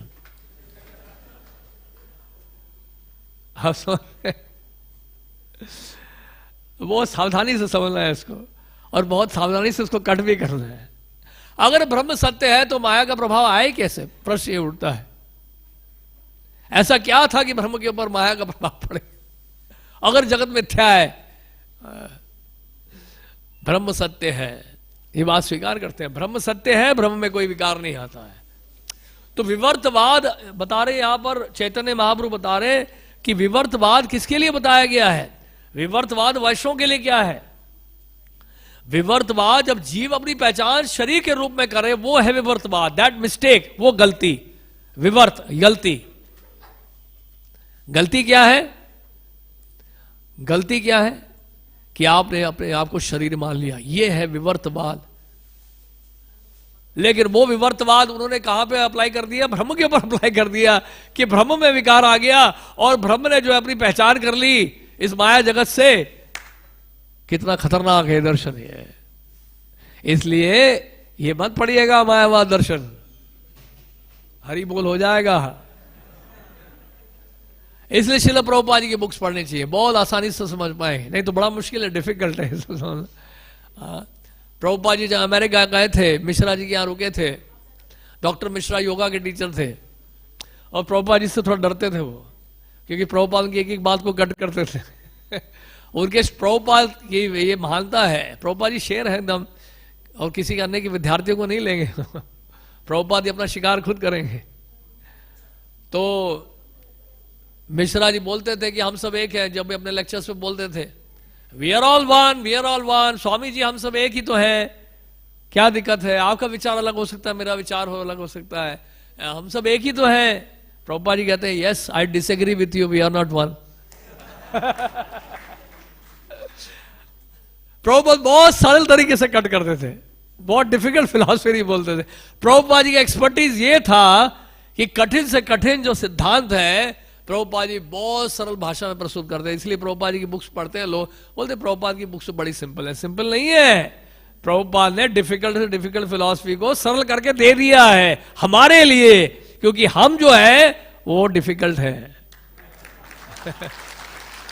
हमारे दिमाग में घुसेगा नहीं है सब, इसलिए प्रभुपाद ने सरल करके दे दिया है, सरल भाषा में समझा दिया है, जैसे बच्चों को स्पून फीडिंग करते हैं। इसलिए प्रभुपाद जी कहते थे कि मेरे गुरु महाराज की जो बुक्स है मेरे लिए है। वो समझ रहे हैं, आप नहीं समझ पाओगे। इसलिए प्रभुपाद ने क्या किया, हमारे समझने के लिए प्रभुपाद ने उन्हीं के गुरु महाराज की बातों को, आचार्यों की बातों को बहुत सरल भाषा में प्रस्तुत किया है, ताकि एक आम आदमी भी उसको समझ सके। ऐसे प्रभुपाद जी की बुक्स को कभी बस सिंपल मत मानो, उसमें बहुत डेप्थ है, पढ़ना पड़ेगा ढंग से। तो इस तरह से विवर्तवाद, समझ गया? विवर्तवाद का मतलब गलत पहचान आपने कर ली शरीर से। I define with the body, bodily conception. Prabhupada उसको बहुत सिंपल तरीके से बता देते हैं, इसलिए हम लोग प्रभुपाद की बुक्स को इतना गंभीरता से नहीं लेते। कई बार प्रभुपाद जी बताते हैं, we are not this body, we are spirit soul. तो बहुत सिंपल लगता है, लेकिन जब टेक्निकल टर्म्स यूज करेंगे, अरे विवर्तवाद, परिणामवाद, दिमाग में कुछ नहीं घुस रहा है। तो इसलिए ये प्रभुपाद जी की कृपा है, ये उनकी अनुकंपा है, उनकी दया है कि प्रभुपाद हमारे लेवल में आकर हमारे लिए प्रीचिंग कर रहे हैं। ये बहुत बड़ी कृपा है उनकी, उनके लिए बहुत डिफिकल्ट है कि इतने लो लेवल पर जाना। ही इज रिलिशिंग, महाप्रभु की दिव्य लीलाओं का रसास्वादन कर रहे हैं प्रभुपाद, राधा कृष्ण के नित्य लीलाओं का आस्वादन कर रहे हैं, लेकिन हम जैसे बद्ध जीवात्माओं को उद्धार करने के लिए प्रभुपाद को इतने लो लेवल पर आकर हमें समझाना पड़ता है, ताकि हम लोग को लाभ मिल जाए। तो इस तरह से इसको, और इस तरह से चैतन्य महाप्रभु ने क्या किया, उन्होंने सैकड़ों दोष निकाले, आलोचना की। तो इस प्रकार चैतन्य महाप्रभु ने आलोचना की, बहुत का खंडन किया, मायावाद का खंडन किया, और यहां तक बताया चैतन्य महाप्रभु ने, जो तत्वमसी को महावाक्य बोलते हैं आप लोग, ये तत्वमसी जो गौण ध्वनि है, ये गौण ध्वनि जो तत्वमसी है, ये तो जीव की जानकारी के लिए है। It's a side remark for the जीवा, राइट। लेकिन किंतु मुख्य ध्वनि जो है वो ओंकार है। प्रणव सर्व वेदेषु, I am the Omkar, I am the sound vibration Omkar in the Vedas. भगवान गीता में कह रहे हैं प्रणव सर्व वेदेषु।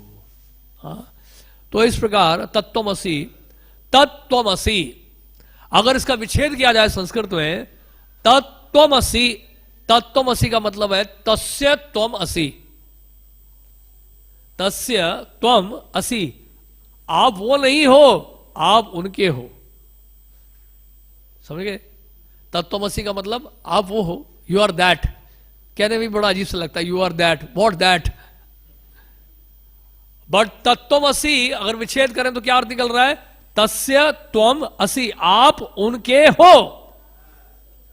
ये वैष्णव सिद्धांत हमारा। You belong to him, you eternally belong to him as a servant of the Lord. तो इस प्रकार चैतन्य महाप्रभु से और सर्वमठाचार्य और तर्क वितर्क करने लगे महाप्रभु, लेकिन उनका जो है एक एक बात का खंडन करने लगे और चैतन्य महाप्रभु ने अपना मत स्थापित किया। चैतन्य महाप्रभु ने जब आगे बताया, क्या बताया उन्होंने कहा, चैतन्य महाप्रभु और तीन बातें बताई। पहला बात क्या बताया उन्होंने? सभी संबंधों के केंद्र पूर्ण पुरुषोत्तम भगवान श्री कृष्ण हैं।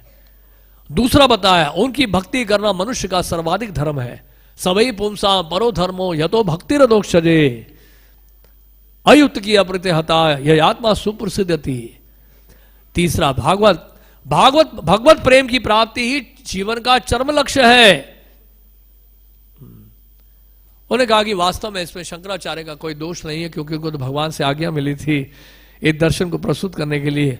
मायावादम असत शास्त्रम प्रसन्नम बोधम उच्यते। तो ये भगवान ने आज्ञा दी है, उनको पद्म पुराण में व्याख्या की गई है, इसकी वर्णन किया गया है। और लेकिन बौद्ध धर्मी जो है उन्होंने तो वैदिक शास्त्रों को स्वीकार ही नहीं किया है। वो तो पूर्ण रूप से स्वीकार करते हैं, वो तो शून्यवाद का प्रचार करते हैं, उन्होंने वैदिक शास्त्रों को स्वीकार ही नहीं किया है। लेकिन ये तो जो मायावादी जो हैं वो तो और भी ज्यादा जो है खतरनाक है, क्योंकि वैदिक शास्त्रों को स्वीकार करके भगवान के साकार रूप को स्वीकार न करना, ये तो और भी ज्यादा अपराध है। तो कहने का मतलब ये है, ये तो और भी ज्यादा नास्तिक है। चैतन्य महाप्रभु का तो और भी ज्यादा नास्तिक है कि आप वैदिक शास्त्रों का अध्ययन कर रहे हैं, उसको प्रस्तुत कर रहे हैं, फिर घोष बता रहे हैं कि हम सब एक हैं, भगवान और जी में कोई भेद नहीं है, भगवान का कोई साकार रूप नहीं है। ये तो और अधिक नास्तिकता है। मायावादी कृष्ण अपराधी, चैतन्य महाप्रभु ने कहा कि मायावादी कृष्ण के प्रति अपराध कर रहे हैं। और सुनकर सार्वभौमाचार्य बड़े ही आश्चर्यचकित हुए, एकदम से स्तब्ध से हो गए, स्तंभित हो गए चैतन्य महाप्रभु की इस प्रकार की व्याख्या कर सुनते, और आगे कुछ बोल नहीं पाए अब सार्वभौमाचार्य, और तर्क नहीं पाए। महाप्रभु ने खंडन कर दिया एक बातों का। सार्वभौमाचार्य ने महाप्रभु से कहा कि श्रीमद् भागवत का एक श्लोक है, उसकी व्याख्या कर सकते हैं आप? आत्मरामाश्च मनयो निर्गरंथा अपि उरुक्रमे कुर्वन्ति आयुत की भक्तिम इत्थम भूतो गुणो हरिहि। जो आत्माराम है और भौतिक इच्छाओं से विरक्त है, वह भी भगवान श्री कृष्ण की प्रेम सेवा के प्रति आकृष्ट होते हैं। क्योंकि कृष्ण के गुण दिव्य हैं, उनके कार्यकलाप अद्भुत हैं। भगवान हरि इसलिए कृष्ण कहलाते हैं क्योंकि वे दिव्य आकर्षण लक्षणों से युक्त हैं। यानी जिनका आकर्षण जो आत्माराम है, जो निराकार निर्विशेष ब्रह्म में रमे हुए हैं, जो ब्रह्मवादी हैं, वो भी भगवान कृष्ण के नाम रूप गुणलीला से आकर्षित हो जाते हैं। ब्रह्मवादी मायावादियों में थोड़ा सा सूक्ष्म रूप से भेद है कि ब्रह्मवादी अपराधी नहीं होते हैं, वो भगवान के रूप को माया नहीं बताते हैं। लेकिन मायावादी क्या करे? चैतन्य महाप्रभु ने कहा कि आप तो क्या भगवान के रूप को स्वीकार नहीं करते हैं और भगवान के रूप को माया बताते हैं कि भगवान के सत्व गुण की उपज है ये सत्व गुण की उपज है भगवान का स्वरूप, या भगवान के रूप को माया बताते हैं आप। तो यहां पर अब क्योंकि सार्वभौमाचार्य स्वीकार करना शुरू कर दिए हैं थोड़ा बहुत, अब और कन्विक्शन चाहते हैं, थोड़ा सा और एक्सप्लेनेशन चाहते हैं। हाँ, तो चैतन्य महाप्रभु ने कहा देखो ऐसा है, चैतन्य महाप्रभु ने कहा कि आप कृपा करके सबसे पहले इसकी व्याख्या कीजिए। मैं इस पर आपकी व्याख्या सुनने के बाद कुछ कहूंगा। मैं सुनना चाहता हूं, आपसे सुनना चाहता हूं, मैं बड़ा उत्सुक हूं, आपसे इस श्लोक की व्याख्या सुनना चाहता हूं। तो सार्वभौम भट्टाचार्य बहुत बड़े विद्वान थे, उन्होंने श्लोक की व्याख्या 9 तरीके से कर दी। चैतन्य महाप्रभु अति प्रसन्न, भाई भूरी भूरी भूरी प्रशंसा की। उन्होंने कहा कि आप तो साक्षात बृहस्पति हैं, हाँ, आपसे बड़ा विद्वान तो कोई नहीं होगा पृथ्वी में। हाँ, आपने क्या व्याख्या की है। लेकिन अब जब चैतन्य महाप्रभु की बारी आई, उनको व्याख्या करनी थी, तो चैतन्य महाप्रभु ने क्या किया, उन्होंने प्रत्येक शब्द को, इस श्लोक के प्रत्येक शब्द को आत्माराम शब्द के साथ जोड़कर उसकी व्याख्या करना शुरू किया। और चैतन्य महाप्रभु ने इस श्लोक की व्याख्या 18 तरीके से की। और सार्वभौम भट्टाचार्य ने जो भी कहा उस व्याख्या को बिल्कुल छुआ नहीं, उनकी व्याख्या को बिल्कुल नहीं छुआ। और चैतन्य महाप्रभु ने 18 अलग अलग तरीकों से इस श्लोक की व्याख्या कर दी। ये जब सुन लिया उन्होंने, अरे बाप रे, सार्वभौम भट्टाचार्य समझ गए कि एक तो साक्षात नारायण है। और भट्टाचार्य जब सुने और चैतन्य महाप्रभु ने सब सुनाए इस प्रकार से, सार्वभौम भट्टाचार्य ने अपने आप को धिक्कारा और अपने आप को कोसा कि मैंने इतना बड़ा अपराध किया है आपके चरणों में।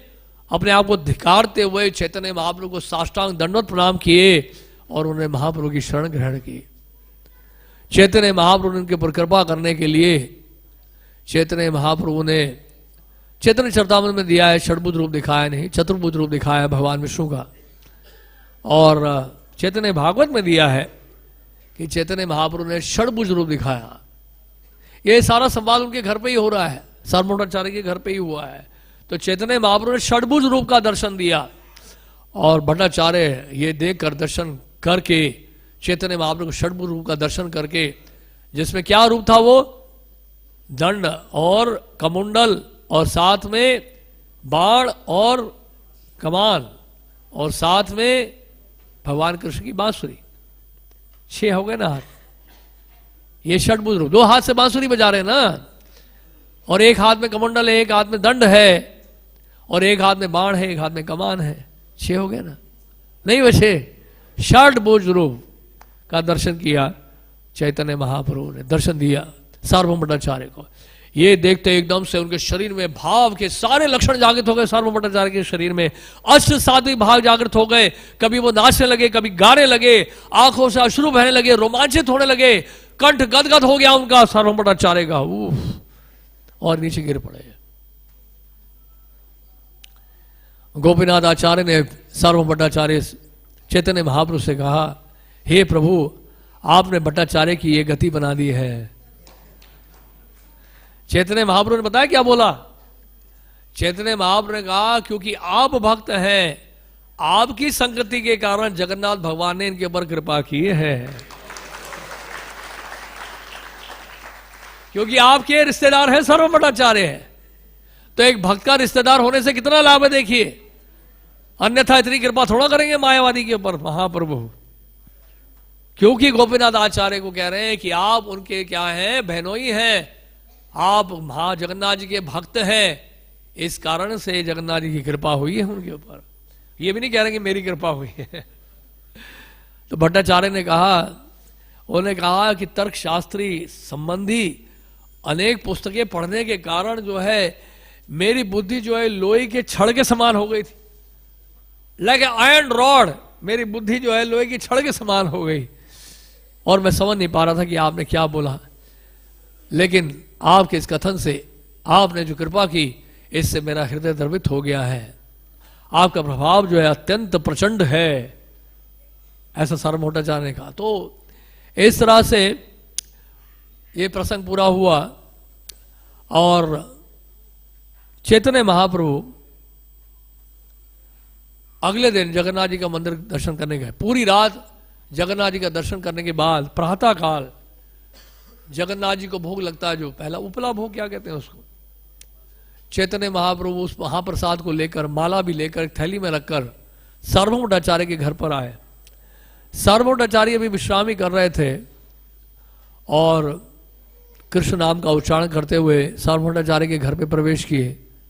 उस समय सोकर जगे ही थे और जगन्नाथ जी का प्रसाद खोला, उन्होंने माला भी पहनाई। जगन्नाथ जी का प्रसाद लेकर अत्यंत प्रसन्न हुए। सबसे पहले महाप्रभु को आसन प्रदान किया और सार्वभौम भट्टाचार्य ने तुरंत ही जगन्नाथ जी का प्रसाद तुरंत उसको स्वीकार कर लिया। चैतन्य महाप्रभु ने कहा, अरे आपने तो अभी तक मुंह नहीं धोया, स्नान नहीं किया, प्रातः काले नित्य कर्म ही नहीं किया, आपने तुरंत जगन्नाथ जी का महाप्रसाद स्वीकार कर लिया। हाँ, तो ये तो बड़ी आश्चर्य की बात है। तो भट्टाचार्य कहते हैं, भट्टाचार्य पद्म पुराण से एक श्लोक उदित करते हुए कह रहे हैं, भगवान का महाप्रसाद पाते ही उसे तुरंत ग्रहण कर लेना चाहिए, भले वह सूखा हो, बासी हो या दूर देश से आया हो। इसमें देश और काल का विचार नहीं करना चाहिए, तत्काल ही स्वीकार करना चाहिए।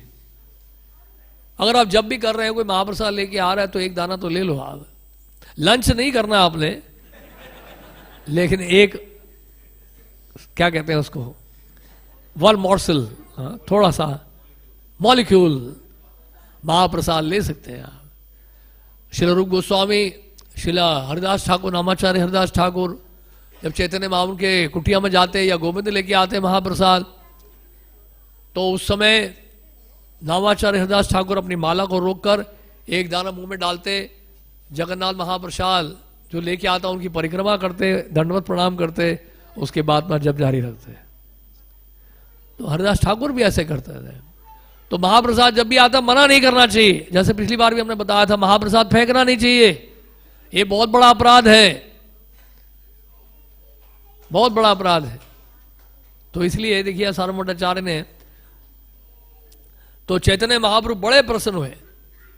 अब चैतन्य महाप्रभु कहते हैं, मेरी सारी इच्छाएं सारी पूरी हो गई, क्योंकि मैं देख रहा हूं कि सार्वभौम भट्टाचार्य के हृदय में श्रद्धा उत्पन्न हो गई है, उनके हृदय में श्रद्धा जागृत हो गई है। आपका जो हृदय है अब भगवान कृष्ण के चरण कमलों में लगाने योग्य हो गया है, आप कृपा पात्र हो गए हैं। आपने तो वैदिक नियमों का उल्लंघन भी कर दिया महाप्रसाद को पाने के लिए। आप सार्वभौम भट्टाचार्य कट्टर गौड़िया वैष्णव बन गए हैं।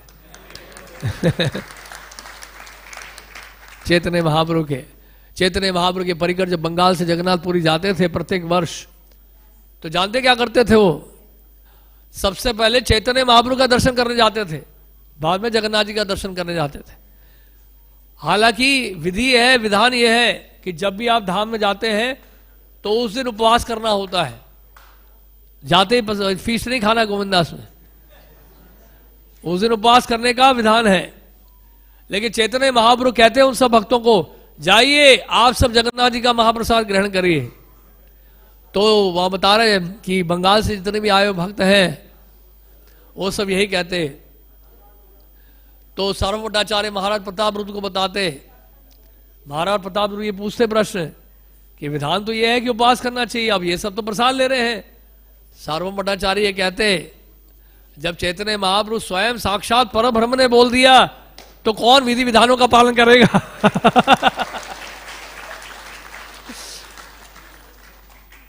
कौन इतना सोचेगा नियमों के बारे में? बोल दिया, ऑर्डर आ गया, भैया महाप्रभु से आ गया, भूल जाओ सब कुछ, जल्दी से महाप्रसाद ले लो जाके चुपचाप। तो इस तरह से भट्टाचार्य जो है तुरंत उन्होंने महाप्रसाद स्वीकार किया। और भट्टाचार्य अगले दिन जगन्नाथ जी का मंदिर में गए और पहले, लेकिन उससे पहले उन्होंने चैतन्य महाप्रभु का दर्शन करने गए। अब सार्वभौम भट्टाचार्य का सिस्टम बदल गया, पहले जगन्नाथ जी का मंदिर करने जाते थे दर्शन, अब महाप्रभु का दर्शन करने पहले जाते थे।